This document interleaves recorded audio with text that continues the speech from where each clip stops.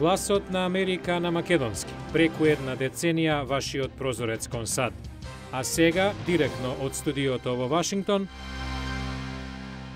Добро вечер. Го гледате ТВ журналот News Flash на Гласот на Америка на македонски јазик. Јас сум Лилица Китановска.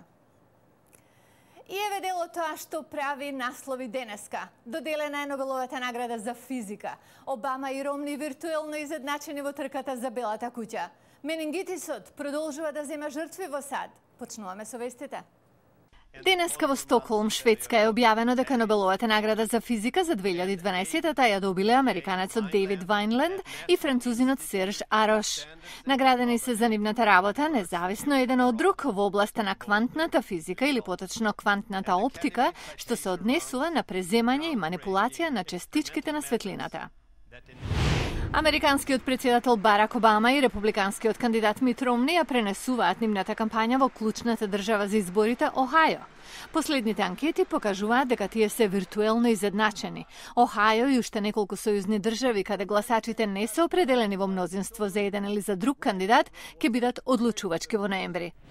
Федерални представници на здравството во САД велат дека 13.000 луѓе во 23 држави може да имаат вбризгано контаминиран стероид за кој постои сомневање дека е причина за ширењето на менингитис во земјата. Официјално се познати 105 случаи со 8 мртви. Председателската кампања во САД е во полнек, а два документарни филма, едниот конзервативен, другиот либерален, се обидуваат да го дискредитираат другиот политички кандидат. Америка на Обама 2016-та го критикува председателот Обама, а Дженин од Демоин ги смејува републиканците по прашања како здравствена заштита, истополови бракови и економија. Целта е филмовите да го променат мислењето на гласачите, но дали можат? Америка на Обама 2016 на Динеш де Суза тврди дека американскиот претседател има скриена агенда за религијата, војната и економијата. Од премиерата наваму филмот заработи преку $30 милиони, со што стана еден од најпрофитабилните политички документарни филмови на сите времиња. Нина Сивеј е директорка на документарниот центар при Универзитетот Џорџ Вашингтон.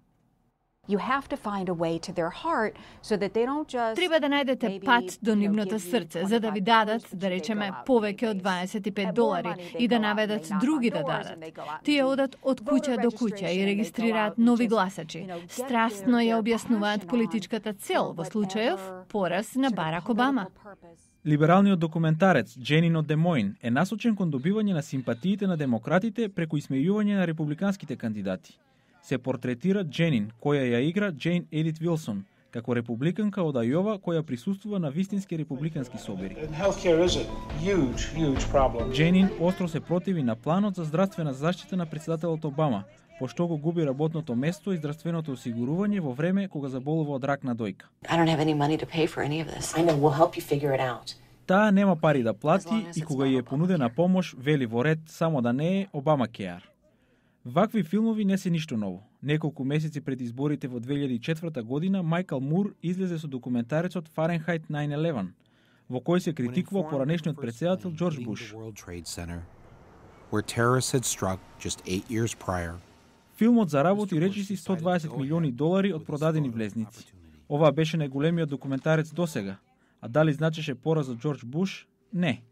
Филмовите како овие може да имаат одредено влијание, велат експертите, но на крајот сепак како да се забораваат. Например, оној на Ал Гор, неконвенционална вистина за глобалното затоплување.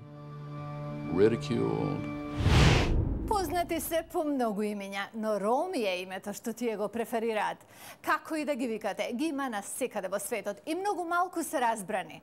Адам Филипс од Гласот на Америка во следниот прилог зборува за ромската култура во Њу Јорк, град кој илјадници роми од проценетите 12 милиони во светот го направиле свој дом.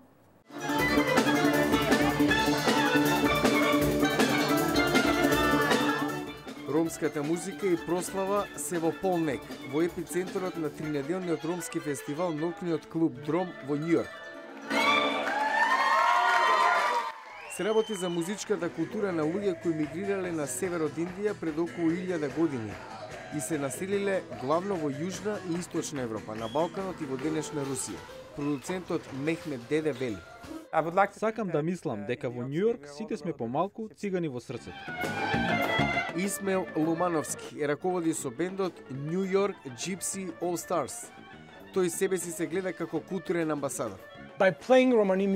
Со свирење ромска музика на њујоршката публика и нудам друг начин на гледање на музиката, на изразување на чувствата. Кај многумина тоа резонира. Мислам дека има енергија што не ја наоѓате во друга музика, затоа ми се допаѓа. Личи на европски блуз. Тие ја чувствуваат музиката, чувствувате дека уживаат кога свират. Петра Гелбарт држи предавања за ромскиот јазик, за ромската музика и танц на неромска публика. Таа зборува многу за мисконцепции во врска со ромите. Ние воглавно не сме номади. Ние сме народ што со стотици години живее на едно место и секако се обидува да најде постојана работа. Ромите често се сметнаат себе си за аутсайдери и често биле прогонувани. Стереотипот за нив е дека се неуредни и нечесни. Околу половина милион роми се убиени од нацистите во Втората светска војна. Антиромското расположение е во пораст во Западна и Јужна Европа. Предрасуди има дури и во САД. Но некои роми, родени во Њујорк, како Пирошка Рац, се гордеат со традицијата по која ромите се познати, како предскажување на судбината. Your own personality is basically very happy. Рац вели, ромите се тука да останат. Судејќи по интересот на овој фестивал, нема причина да се сомневаме во тоа.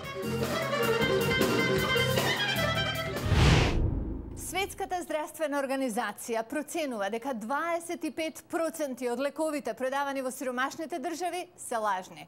Но тоа е голем бизнес во светот. Утре ќе ви кажеме што прават САД да го спречат. Утре во Newsflash, организиран криминал од овие размери бара координирана меѓународна акција, велат експертите.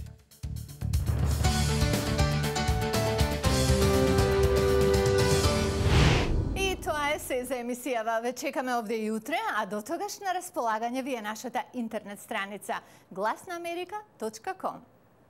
И поздрав од Вашингтон, јас сум Лилица Китановска, а вие го гледавте Newsflash на Гласот на Америка на македонски. До гледање!